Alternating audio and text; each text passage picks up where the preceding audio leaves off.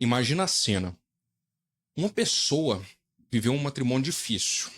A separação já aconteceu há algum tempo. Às vezes ela está em uma nova relação afetiva. E ela escuta falar em nulidade matrimonial. Então ela procura a paróquia, conversa com o padre, começa a perceber que talvez lá no início faltou algo essencial naquele sacramento. Então vem a pergunta que trava muita gente. Tá, mas como eu começo esse processo de nulidade matrimonial na igreja? Eu falo com quem? Eu vou onde? É no fórum? É no Vaticano? Eu preciso de um advogado? É caro? É demorado? Se essa dúvida é sua ou de alguém próximo a você, esse vídeo é justamente para te dar um mapa sobre essa questão. Eu sou Victor Naves, advogado canonista, mestre em direito canônico, e eu sei, na prática, o quanto é difícil dar o primeiro passo num processo de nulidade. E sempre vi de perto a burocracia, as exigências dos tribunais eclesiásticos, as dores das pessoas que chegavam com histórias muito sofridas, e até que muitos anos atrás eu aceitei acompanhar meu primeiro caso nessa área, que foi da cunhada de um grande amigo. E a gente caminhou juntos, né? Nós montamos o processo, enfrentamos as etapas, e hoje o matrimônio dela foi declarado nulo pela igreja. Ali eu entendi de verdade, né, a importância de colocar minha formação jurídica e acadêmica a serviço de quem vive esse tipo de situação. É por isso que eu estou aqui, para traduzir o direito canônico em algo que você consiga entender e usar na sua vida concreta. Então hoje eu quero explicar de uma forma clara o que é nulidade matrimonial e o que não é, por que a igreja fala em indissolubilidade, mas ao mesmo tempo examina causas de nulidade, o que são os tribunais eclesiásticos e como eles funcionam na prática, como acontece a investigação inicial para ver se vale a pena ou não abrir um processo de nulidade, como se monta um libelo, né, que é a petição inicial do processo, e bem brevemente, o que acontece depois na instrução do processo. Só como resumo, porque eu já tenho um vídeo sobre essa etapa aqui.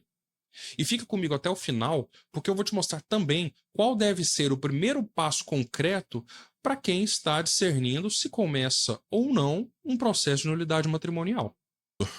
O que é nulidade matrimonial? Nulidade matrimonial não é divórcio católico. A igreja não tem um jeito próprio de fazer aquilo que o divórcio faz no civil. No divórcio, o Estado pega um casamento considerado válido e diz: a partir de agora, esse vínculo está dissolvido. Na nulidade matrimonial na igreja, acontece outra coisa. O tribunal eclesiástico não pega um matrimônio válido para destruir. Ele se pergunta: será que esse matrimônio chegou a existir de verdade como sacramento? Então, no momento do consentimento, havia os elementos essenciais para que esse matrimônio fosse considerado válido?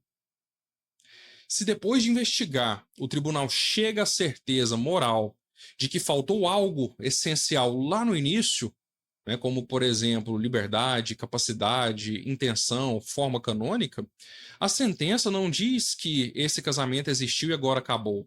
A igreja diz: esse matrimônio nunca foi válido diante da igreja, para a igreja. Isso significa, né, não está se quebrando um sacramento, que está se reconhecendo que aquele suposto sacramento sequer chegou a nascer. Por isso, nulidade, né, declaração que o vínculo não existiu validamente. Divórcio civil, né, dissolução de um vínculo reconhecido como válido pelo Estado. Entender isso é fundamental porque muda a forma como você encara todo o processo. Então não é pedir um favor para a igreja, é buscar a verdade sobre o seu matrimônio. Se um casamento é para sempre, por que falar em nulidade?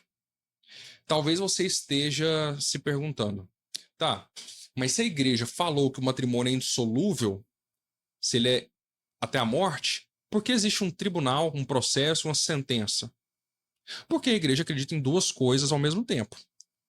Primeiro, Um matrimônio válido e consumado é, por sua natureza, indissolúvel. Ninguém, nem o Papa, tem o poder para destruir um casamento sacramentalmente válido. 2. Nós, seres humanos, podemos falhar gravemente no momento de assumir esse matrimônio. A pergunta correta que o tribunal faz é: no dia do sim, ou até anteriormente, né, essa pessoa tinha condições reais de assumir o matrimônio? Havia liberdade, havia intenção verdadeira, havia compreensão mínima do que é o matrimônio cristão? Se a resposta for sim, o vínculo é considerado válido, ainda que tenha havido traições, brigas, separação. Se a resposta for não, abre-se a possibilidade de um processo de nulidade. O processo existe para respeitar, ao mesmo tempo, a indissolubilidade do sacramento e a fragilidade humana. Quando a gente fala em tribunal eclesiástico, muita gente imagina um grande salão, juízes de toga, né? Aquele clima de filme de tribunal americano. Mas na prática é mais simples, é mais humano, né, do que isso. O tribunal eclesiástico é o órgão da igreja, né, na diocese ou região responsável por julgar causas que dizem respeito ao direito canônico, entre elas as causas de nulidade matrimonial. Esse tribunal é composto normalmente por juízes, tá, que podem ser padres ou, em alguns casos, também leigos que sejam canonistas, também pelo defensor do vínculo, que é aquele que, por missão, defende a validade do matrimônio, né, até para evitar declarações de nulidade levianas. Nós também temos os notários e chanceleres, que registram tudo, certificam depoimento, cuidam dos atos processuais.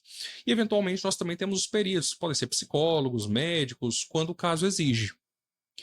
Então, quando você procura o tribunal, você não está indo contra a igreja, você está indo com a igreja para buscar a verdade sobre a sua história. Então, antes de entrar com o processo, é muito importante um passo prévio: discernir. Não é porque o casamento foi sofrido que ele é automaticamente nulo. Não é porque houve supostamente uma traição que ele, por si só, é inválido. Não é porque hoje você está infeliz que lá atrás faltou algo essencial no seu consentimento ou no consentimento do seu ex-cônjuge, do seu atual cônjuge. Então, qual costuma ser o caminho prudente? Primeiro, sugiro conversar com um padre de sua confiança. Explicar com calma a história do seu matrimônio, dizer por que você acha que pode haver nulidade, ouvir com humildade a visão pastoral e jurídica dele. Segundo, procurar um tribunal eclesiástico ou um advogado canonista. Muitas dioceses têm um serviço de orientação para causas matrimoniais, né, e um advogado canonista pode te ajudar a enxergar se essa situação tem elementos jurídicos de nulidade, né? Não apenas um sofrimento, mas de fato uma falta de consentimento válido, por exemplo. Terceiro, né, sugiro um levantamento inicial de provas. Quem são as pessoas que conheceram bem o seu relacionamento? Há documentos relevantes? Houve acompanhamento psicológico, psiquiátrico, histórico de doença grave? Há algo que mostre concretamente que a pessoa não tinha condições de assumir no matrimônio, ou que mentiu gravemente no altar, ou que foi obrigado a se casar? Então, essa fase não é ainda o processo. É uma espécie de pré-investigação pastoral e jurídica. É o momento de responder a pergunta: vale a pena e é honesto eu abrir um processo de nulidade matrimonial?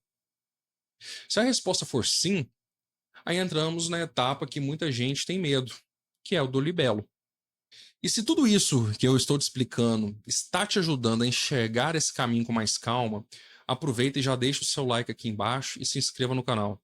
Isso mostra para o YouTube que esse conteúdo é relevante e faz com que esse tipo de formação chegue a mais pessoas que estão vivendo exatamente as mesmas dúvidas que você. Então, libelo, né? Parece um nome que assusta, mas calma. Libelo, ou no latim libellus, é o nome técnico que o direito canônico dá à petição inicial do processo, a um documento que a gente entrega no tribunal. É o documento que abre a porta do tribunal para o seu caso. Né? Ele vai apresentar de uma forma organizada o núcleo da sua história e o fundamento do pedido de nulidade. Um bom libelo, em geral, contém identificação das partes, seu nome, o do outro cônjuge, né, os dados básicos, como, por exemplo, o lugar do matrimônio, né, o local do casamento, a sua situação atual, né, separados, divorciados civilmente, o breve relato da sua história, né, como se conheceram, como foi o namoro, o noivado, como foi a tomada, né, da decisão de se casar, se houve pressões, né, por gravidez, ameaças, interesses alheios ao matrimônio, se já existiam sinais naquela época de imaturidade, né, dupla vida, dependências, recusas, né? E agora os fundamentos também são importantes, né? Que entra a parte técnica, que é muito importante com a ajuda do advogado. Então, a gente tem que pegar o Código de Direito Canônico e identificar onde estão, né, ali os capítulos de nulidade e aplicar o seu caso. E por fim, nós temos também que adequar os pedidos. Para que o tribunal admita a causa, é importante, né, que a gente possa fazer esses pedidos, né, sobre o que nós queremos, que é a declaração de nulidade com base nos cânones que foram apontados, e também é já apresentar as testemunhas, né, a menção aos documentos que a gente vai anexar ao processo, a indicação, né, de eventuais laudos médicos ou psicológicos, se houver, ou até mesmo requisição de perícias, né? E aqui a ajuda de um advogado canonista é extremamente valiosa. E por quê? Porque muitas vezes você sente a dor. Você sabe que algo não estava bem, mas não sabe traduzir isso em linguagem jurídica. Então, o advogado te ajuda a fazer essa ponte, né, a pegar a realidade concreta da sua história e apresentar isso ao tribunal de uma forma coerente, completa, sem exageros, né, mas sem também esconder os fatos que são relevantes para o seu caso. Uma vez apresentado o libelo, né, ao tribunal, o tribunal vai analisar se ele tem fundamento mínimo para ser admitido. E se ele for considerado consistente, o juiz aceita o libelo. Né? Ele aceita o libelo e vai fazer a fórmula da dúvida. E o processo está oficialmente aberto. Então ele fala: ó, existe a plausibilidade disso. Então eu vou aceitar esse libelo para a gente investigar. E depois do libelo? Um resumo rápido da instrução, até porque eu tenho um vídeo só sobre o processo, né, para explicar em detalhes como funciona essa instrução processual.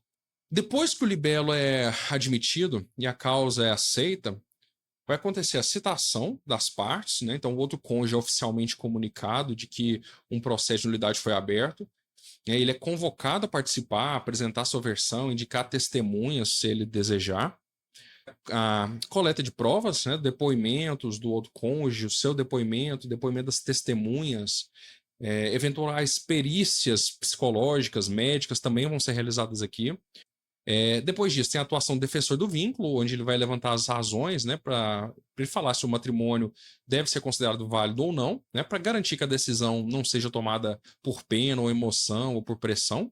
E por fim, nós temos a publicação dos autos, né, que em determinado momento as partes e os advogados têm acesso ao que foi produzido no processo e eles podem fazer observações, indicar o que ficou faltando, enfim. E por último, nós temos a sentença. Né? Os juízes se reúnem, né? Ou o juiz se reúne, estuda as provas, né? Os argumentos, ouve o parecer do defensor do vínculo e vai emitir uma sentença dizendo se consta a nulidade do matrimônio ou se consta a validade do matrimônio. Por onde eu começo na prática? E vamos deixar isso bem claro. Se você está se perguntando se deve ou não iniciar um processo de nulidade, eu sugeriria, em linhas gerais, primeiro, rezar. Né? Rezar e pedir luz a Deus, né, para que ele te ilumine.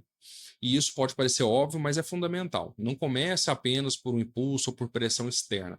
Peça ao Espírito Santo que ilumine a sua consciência. Segundo, procure um padre da sua confiança. Leve o assunto à confissão ou à direção espiritual. Conte a história sem embelezar, sem dramatizar demais, mas de forma objetiva, né? E pergunte com humildade: Padre, o senhor acha que aqui pode haver elementos de nulidade? Isso é sempre muito bom. Terceiro, busque o tribunal da sua diocese ou um advogado canonista. Muitos tribunais têm atendimento para orientação. E um advogado experiente pode ouvir seu caso e dizer, né, se vale a pena apresentar ao libelo, começar o processo, ou não. Então isso é muito importante.